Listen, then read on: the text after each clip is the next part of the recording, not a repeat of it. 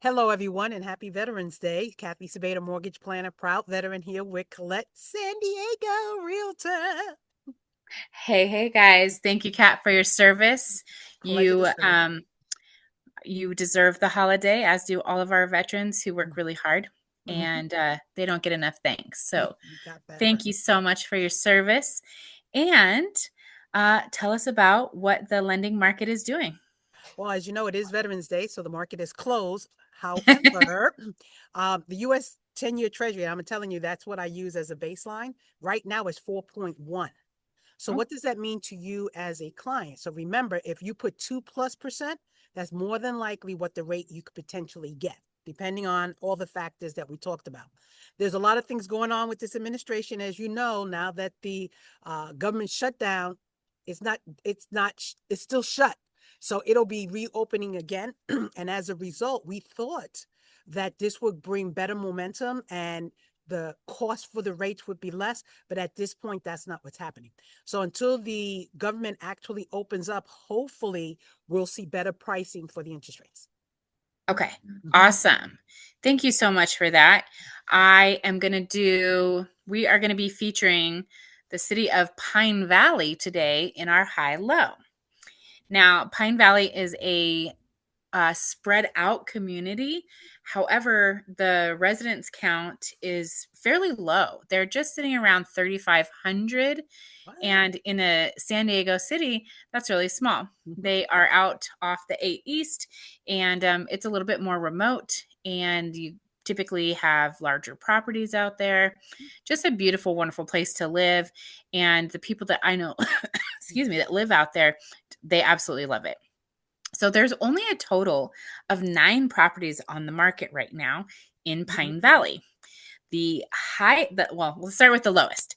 The lowest price single family residence in Pine Valley is actually on the market for $510,000, which, fairly cheap. It's only been on the market 41 days. It is a 3 bedroom, 3 bath home, Wow. 1834 square feet, built in 1980. And it actually has a fairly large property.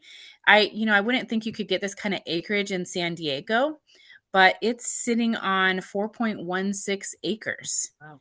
So quite a deal. And it was built in the 80s. However, it has been upgraded and updated since then.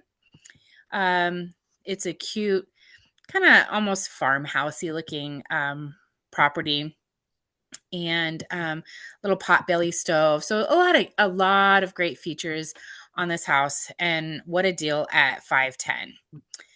So the most expensive property on the market is quite expensive. It's 1.5999, and this is a historic property built in 1965.